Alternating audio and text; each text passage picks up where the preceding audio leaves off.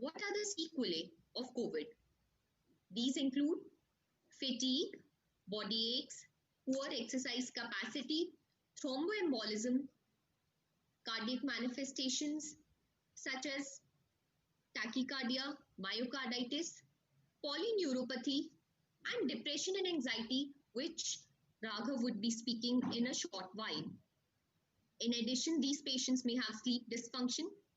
And one last but not the least, exacerbation of the underlying comorbid condition. So many times, what happens is that we get preoccupied with treating COVID and forget to treat the underlying comorbid condition of the patient, which may subsequently lead to mortality. Coming to the pulmonary sequelae to COVID-19 pneumonia, these include cough, exertional dyspnea, chest congestion, pulmonary fibrosis, and something that has not been talked about much, the long-term side effect of the drugs that we are using. So relatively, this was a novel infection, and in our haste to treat, we have been using drugs indiscriminately. What about the side effects? Say, for example, tocilizumab, a drug which is an immunosuppressant. And this is of particular relevance to our country, India, where tuberculosis is a pandemic. What about the latent tuberculosis that many of these patients would be having, and subsequently a tubercular infection in the subsequent months to follow? Can we have a reference from the past pandemics? Yes. So the coronavirus also caused some small actually epidemics of SARS and MERS in the past years. For example, when we look at the complications of those patients who recovered from SARS, it was found that almost 36% of the patients at 12 weeks had residual chest X-ray abnormality. At 6 months, 30% had persisting airspace opacification. Patients of higher risk of developing this fibrosis were older people, those who required ICU. Similarly, if we look at MERS, at 6 weeks, 36% of these patients had residual chest X-ray changes. Let us have a look at the swine flu epidemic that we faced a couple of years back. This was a case report that we published few years back of 2 patients of swine flu pneumonia that we followed up. And what we found out was that this was a resolving phase. So panel A here shows consolidation, and this has subsequently turned into fibrosis, but it was resolving. Similarly, if we look at the spirometry, it shows a rise in the FVC over the years. Let me share with you experience of what we have faced in the past few months. So this was a patient who presented in March, one of the early cases at RUHS. He came out to be COVID positive, and at that time, we treated the patient with lopinavir, ritonavir, some oxygen, and despite all this, it took some time for the patient to recover. This was a CT scan that was done in March 2020, which shows patchy, bilateral areas of ground glass and consolidation. Subsequently, after 1 month, when the patient was discharged, patient still complained of some chest congestion. And a follow-up scan here shows a marked resolution of the pneumonia, but what stays and persists is these fibrotic bands and some areas of ground glass. Let me share with you another case. So this was a more recent one, a 57-year-old COVID positive with difficulty in breathing. And this was a CT scan that was done on day 3 of the illness. What is markedly different from the case first is that you can see some fibrosis at the onset. So there is traction bronchiectasis, interlobular septal thickening, and bronchiolectasis. Let me share with you the third presentation. So this was the one that got published in the ERJ, and what The column A here shows ground glass consolidation and the patient was on ventilator. Subsequent to the resolution of this phase, you can see marked honeycombing and pulmonary fibrosis. So what we can see from these three cases is that there can be either some parenchymal bands or there can be some subtle changes of fibrosis, or third, there can be frank honeycombing. So as is the presentation of COVID, so is the presentation of the pulmonary fibrosis that follows COVID. And not only this, there have been reports of exacerbation of the underlying ILDs, the lung conditions, with COVID superimposed infections. The next question is, what is the prevalence of this post-COVID fibrosis? So data on the prevalence is still emerging. The cohort from London shows that almost 15% of the patients had CT changes. Longitudinal cohort from the South Korean data showed that 94% had residual changes. So again, a lot depends on the inclusion criteria of these studies, on the frequency of CT scans, the frequency of the lung functions and the spirometry. So the prevalence is varying depending on the inclusion criteria. Were they taking mild cases or moderate cases or severe cases, and how they were following up, either with a CT scan or with the X-ray or with a spirometry. So this study here shows beautifully CT scans done at 1 month interval, and the most common abnormality was ground glass, fibrosis, bronchovascular bundle distortion, thickening of pleura and small effusions. So for most of the discharged patients, 2 weeks after discharge might be an optimal time, or it may be a little bit too soon. You can follow up at 4 weeks also. So here there are diverging data coming up, follow up at 2 weeks or 4 weeks, but the bottom line is that you need to follow up. So here is an editorial. So as was the pandemic of COVID infection, so was a pandemic of publications. So we have publications from right, left and center, and many times they may not be up to good quality also. Here there are opinions and they have to be taken with a pinch of salt. So you read the data, but you have to interpret it very carefully. This is an editorial, and what it says, again, it shows that there is some fibrosis in these patients and how to go about this. So acute COVID pneumonia, you have the patient in hospital, you give antiviral therapy. Subsequently, as the patient resolves, the patient may be having bacterial superinfection, microvascular damage, patient may be on ventilator, and at that time you also need to start adjuvant steroid therapy or anti-inflammatory therapy. Subsequently, there is the evolutive phase, and then there is a questionable role of antifibrotics that is coming up in COVID-associated fibrosis, depending upon the fibrotic susceptibility. That means the individual susceptibility, the genetic composition, the aging, comorbidities, the smoking and the air pollution the patient is exposed. And this subsequently leads to impaired gas diffusion, restrictive abnormalities, leading to a reduced exercise capacity, reduced overall quality of life, and the survival is still speculative. We still need more prospective study to say whether these patients would be having a worse survival. So what is the mechanism of this pulmonary fibrosis that I have been talking since quite some time? Number 1 is the TGF-beta pathway. Number 2 is the ACE2 and the angiotensin 2 pathway. And I would not be going to that in detail. But I would still be talking about what are the risk factors for this pulmonary fibrosis. Number 1 is age.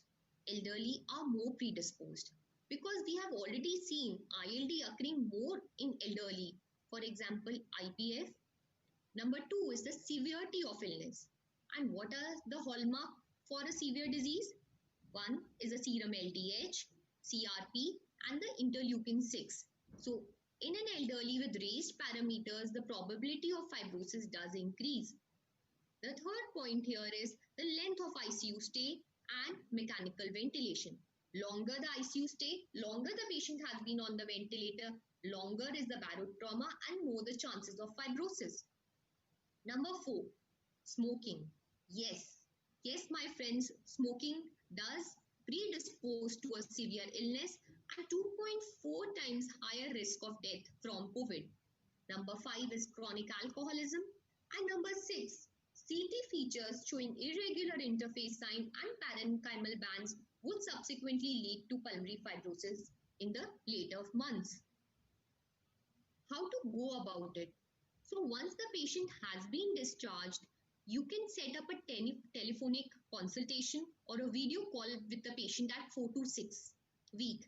At this point, you also need to rule out pulmonary embolism, and you also have to go with a post-COVID-19 holistic assessment.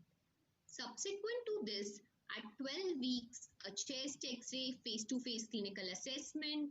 Again, if the patient has pulmonary embolism, you need to follow the patient up.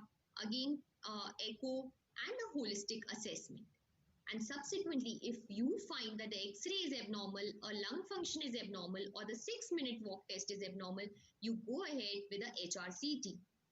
So the bottom line of this complicated flowchart is that the test to be done at 3-month follow-up at least is a chest X-ray, spirometry, 6-minute. Any of these 3 are abnormal, you go ahead with a repeat CT scan and then judge accordingly. So suppose this CT scan shows a COVID pulmonary fibrosis. How to go about? So corticosteroid, the patient may already be on a tapering dose of corticosteroid. 2, at 3 months, you can judge to start an antifibrotic such as pirfenidone or probably nintedanib.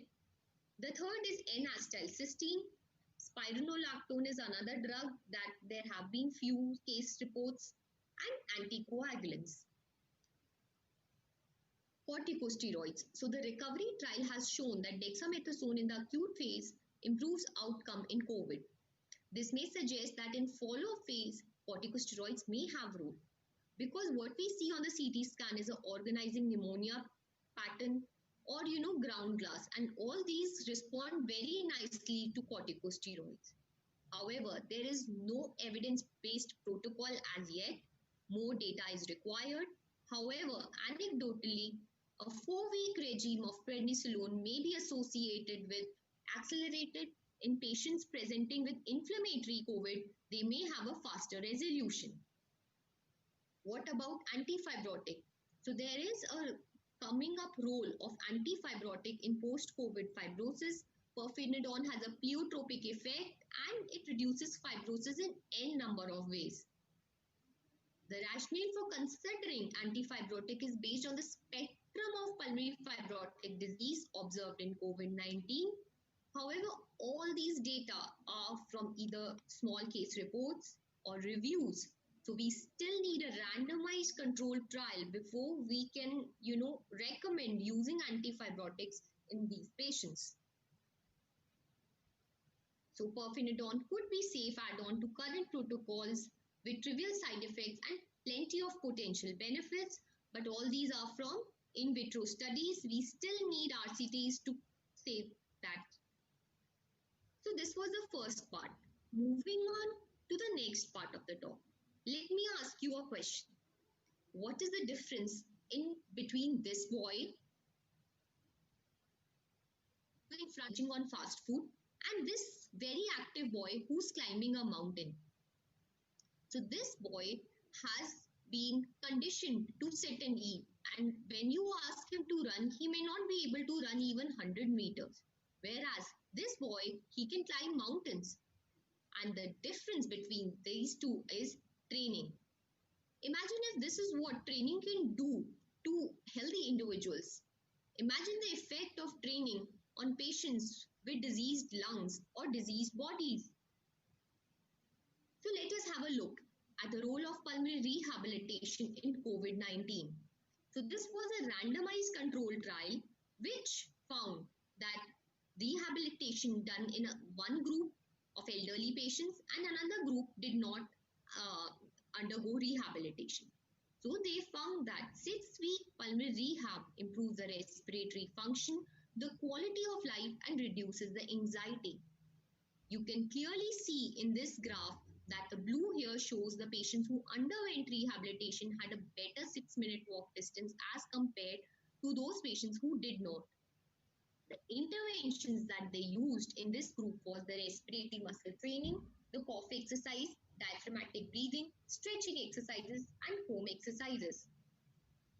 The points to remember is that you need to assess the patient before you start or enroll him in a rehabilitation program. Ask the patient to do a breath hold test, do a 1-minute step up test, and ask the patient to squat. If all these the patient is able to do, and the patient's saturation is more than 90, cardiovascular, he has a stable condition, and the dyspnea score is also less, you can enroll the patient. And subsequent, the points to remember is that you can do it through the telemedicine mode. Thus, you have minimal contact with the patient. The program should be self-supervised.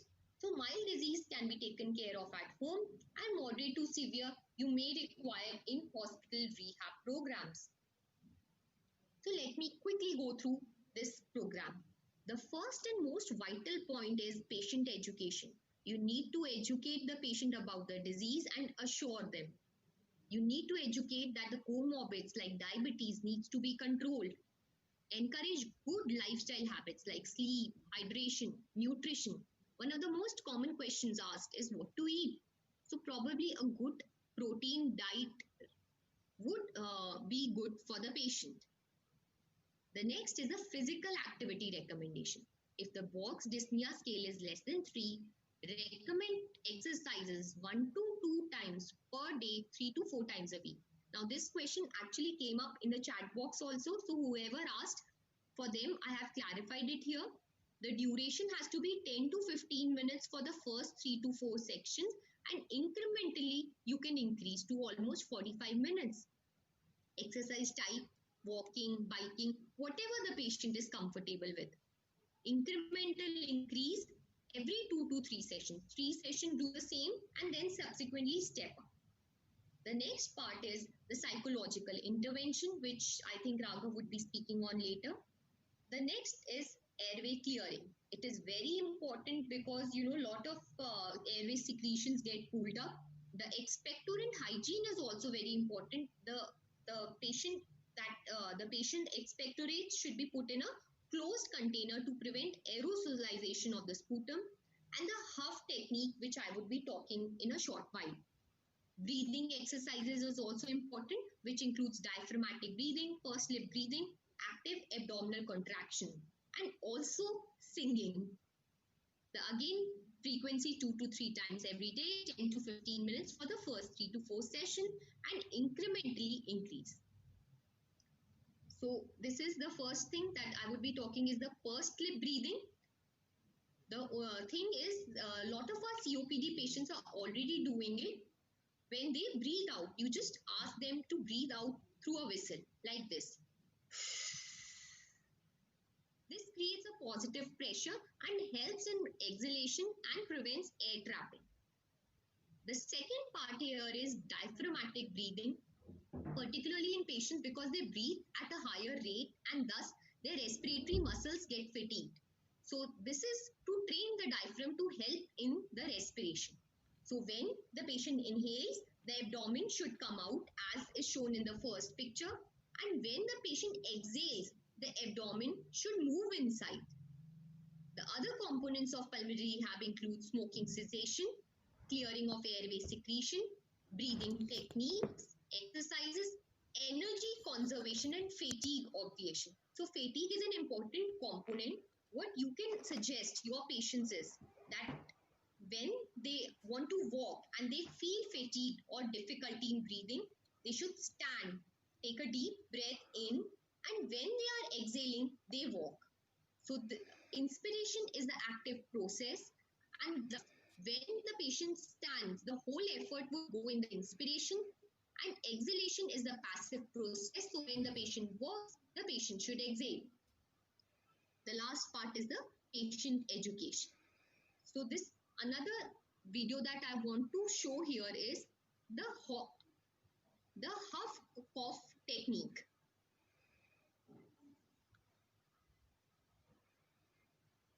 So the patient should be sitting upright. 3 times diaphragmatic breathing should be done. Deep breath in, abdomen out. Breathe out, abdomen inside. After that, the arms should be bent and close to the chest. Then raise the elbow and hold the breath. And then exhale forcefully. And this exhalation would help in bringing the secretion out, which is a very common problem in not only COVID-associated pneumonia, but in any resolving pneumonitis. Another aspect that I want to talk about is proning. That is lying down on the chest. So what it does is it helps in better ventilation, better body movements and clearance of the secretions. So when you look at the first figure, this is a supine position. So air is lighter, so more of the alveoli that are in the anterior portion would get distended. When the supine position is adopted, the posterior alveoli are recruited, which help in better ventilation.